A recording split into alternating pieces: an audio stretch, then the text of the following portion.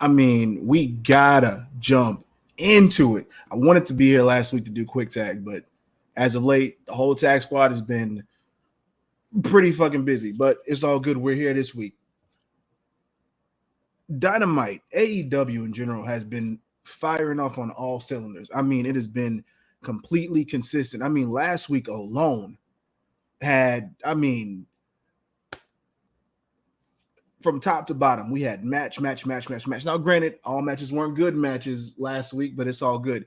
This week, damn near every match was a good one. Even the ones that were less than spectacular were still somewhat good. So all around, this show was good. But let's go ahead and get right into the shit. First up, CM Punk versus Max Caster. What else can you say?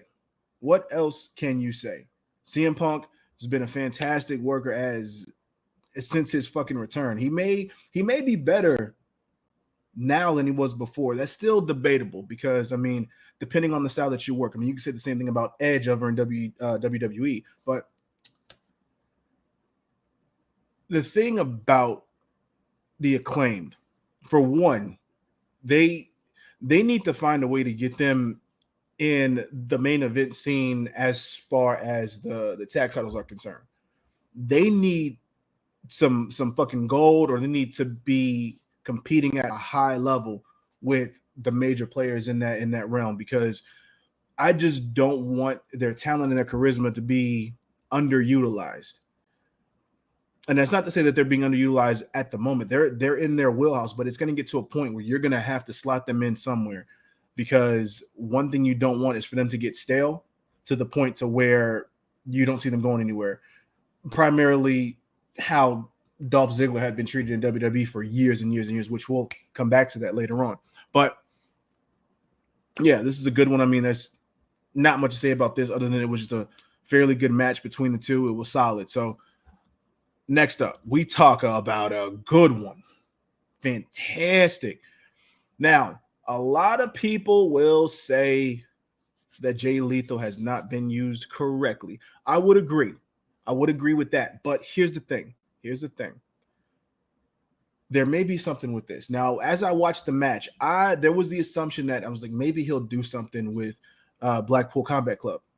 I was hoping, maybe. Now, would he be a good fit there? I don't know. It's possible. Anything's possible with Jay Lethal. But where he goes from here is key, because what you do with him from this point on is going to be very important to his future.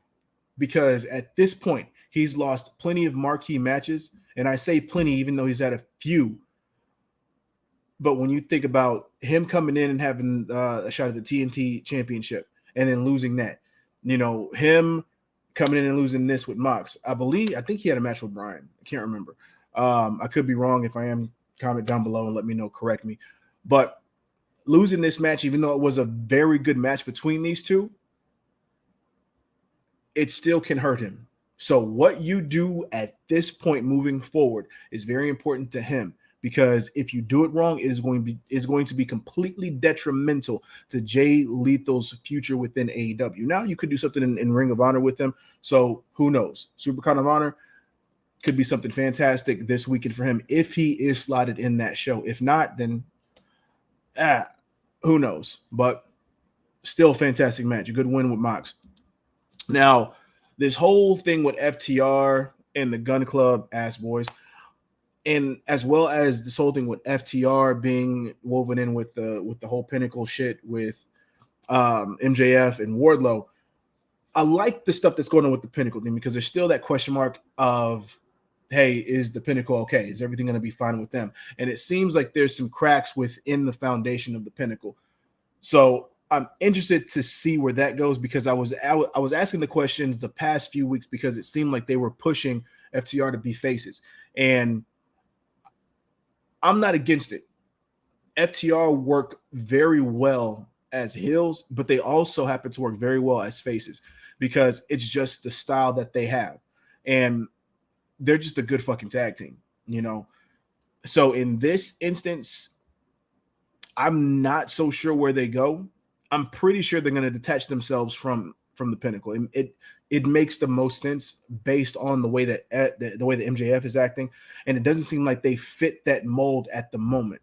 So I'm fine with this. I mean, so I guess Scoot's prediction came a little bit later, so they're not going to make it out of 2022.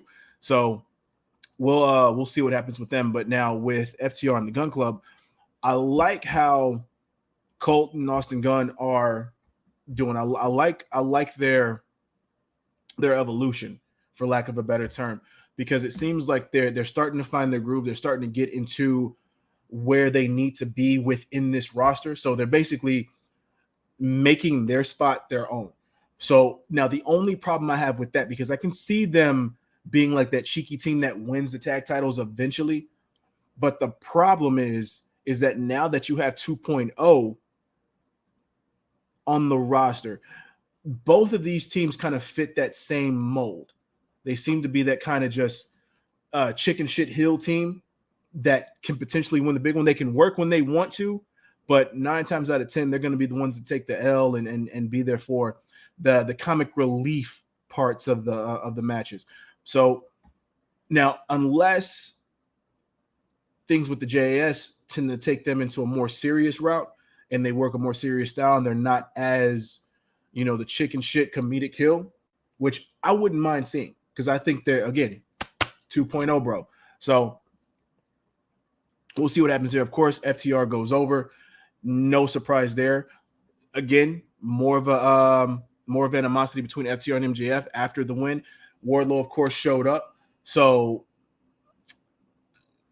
I was hoping that they would have kept Wardlow off for a while, because I think, again, you keep him off and you leave him off for a bit because you want to allow that absence to build in the audience. You want them to crave him coming back. You want MJF to continue to talk shit about him, but you want Wardlow to be absent, because you just sent him home last week and then the next week he's back on TV. It's not going to work if you keep him in the eyes of the fans on every show. So I would hope that next week they don't repeat and have him try to come in again.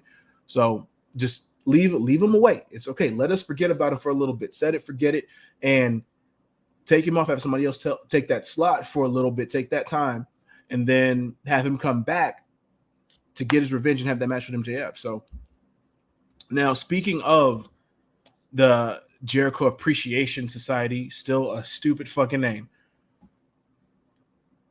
Not sure what Daniel Garcia was wearing that Kango, but whatever.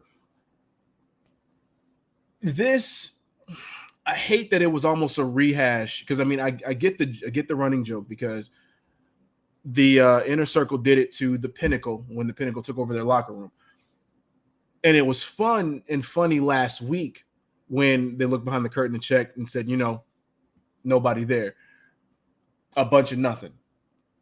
And it was cool when they were going to run it back and do it again, a bunch of nothing. I wished that that's kind of where it would have stayed, and then you would have let it build up more until maybe next week where the beatdown happened.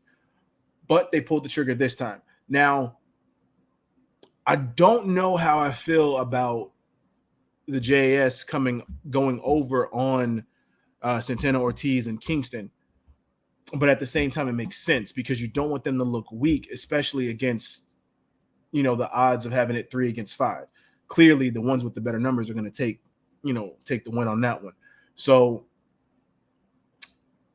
I still don't know how I feel. I mean, it could have gone either way, and I think I still would have felt the same way, even if Kingston and Santana and Ortiz went over on the beatdown. I probably would have felt the same way. So, yeah. So either way, doesn't really matter. But still good on JAS for getting over on this. But I haven't found my full-on interest in this feud. Love Kingston. Love Proud and Powerful. I love that they are now a separate entity away from Inner Circle, and that they're going to be doing their own things, especially after the whole thing with JAS. But I do want to see Santana and Ortiz, just like with the Acclaim. I want to see them in that main event scene when it comes to the tag titles. So let's get past this shit. Have JAS do something outside of this, and then have Kingston and Proud and Powerful go off and start getting the bag another way. So Now, moving on to Willer Yuda and Bryan Danielson. So when I watched the Mox and Lethal match, I thought there was going to be something alluding to the Blackpool Combat Club, to where maybe they would eye him to be a potential member. But the moment that I saw that Willer Yuta and Bryan Danielson were going to have a match, it made sense that they were going to forego that. Like if they were going to do that, they're going to save it for a later date or just not do it at all. But with this, Willer Yuta is basically making his case that he belongs. And the way this match went made me take back everything that I said about Willer Yuta and his matches.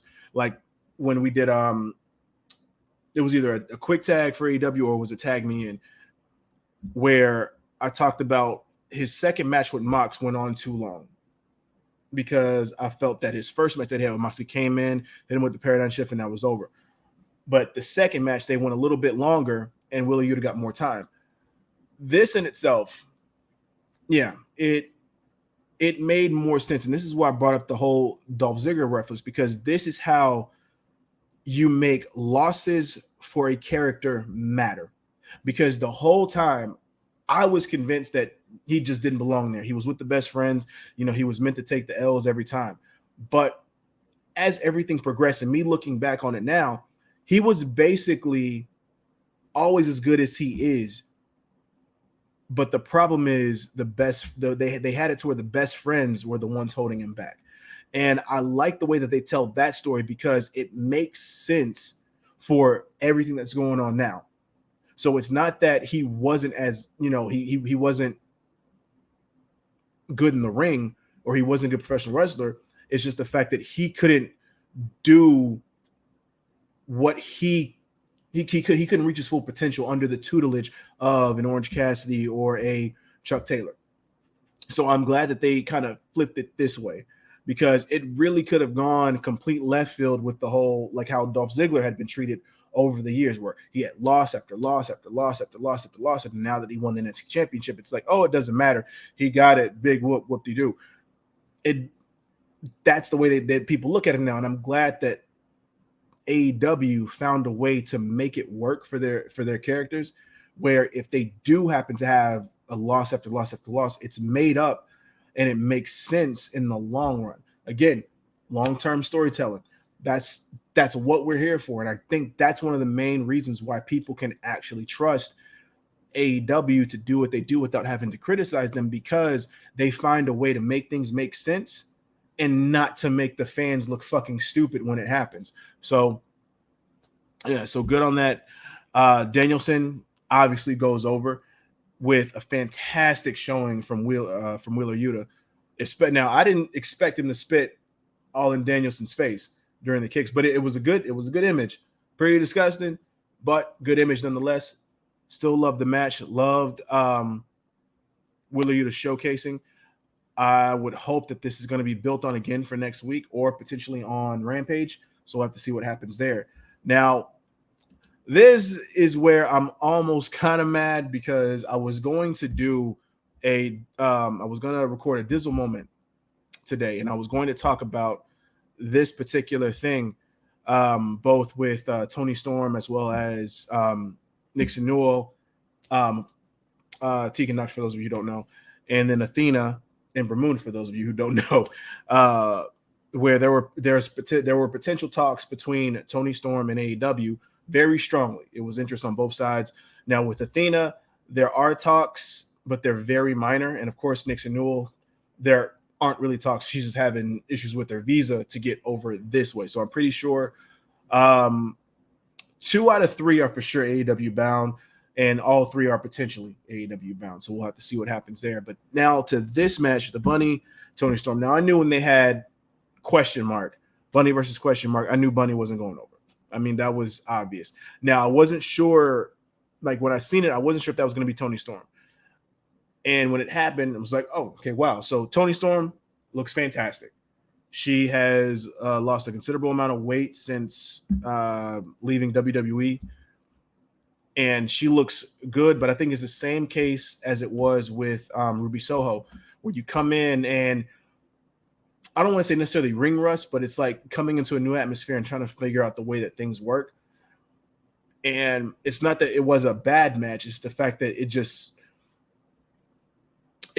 okay. It was okay. I mean, granted, Toni sold the fuck out of that mule kick.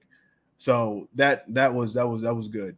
I don't know if I like her doing the Storm Zero now, because the the finisher that she had before she left WWE, which I forgot what the name of it was, I thought was fantastic. It was hella interesting, and I wish she would have kept that. So I don't know if she's gonna stop doing it, if she doesn't want to do it anymore. But when I seen the Storm Zero, it was lackluster for me. But it's all good. I did expect her to win, so there's real no surprise there. I'm actually kind of glad that she is in this tournament, and I'm glad they're having qualifiers for the tournament rather than just having the tournament straight up. So this means they're going to take the necessary time they need to build the tournament up and make it memorable. And I think this is the best way to have a debuting woman come into the fold, because you're able to find a way to build them up through a tournament rather than slot them in automatically into the main event picture like they did with Ruby Soho, because I think that was to her detriment. And I think she needs to be in this tournament as well. Now, as far as Bunny goes, I think Bunny should find a way to get into this tournament, because I think she has a lot to showcase within AEW. And I think because she has been a mainstay from the beginning, she deserves to have a slot in this tournament, and she does deserve to have a good showing. Maybe not, she may not make it to the finals, or hell, may not even make it to the semifinals. But if she makes it to the fucking quarterfinals, I'm fine, as long as you give her 2 good matches, just so that way you can showcase her in the best fucking light. So congratulations to Toni Storm. She looks fucking happy to be there. And I look forward to seeing this tournament. I'm excited for this fucking Owen Hart tournament. So now, when it comes to the main event, this show pretty much flew by, because when this match happened, I thought this was like the middle of the show until the end, and I realized they were actually setting off. But I was worried. I was worried because Darby pretty much ran through the AHO. It's going to get weird with me trying to say AHO without saying AHFO. But the thing with this match is that Andrade needed to go over, because there's no way that you needed to have Darby go through the whole AHO. I'm AFO. Is it AFO? See, again, can't even say the shit right. Doesn't even matter. He went through the whole squad and gets to the big boss.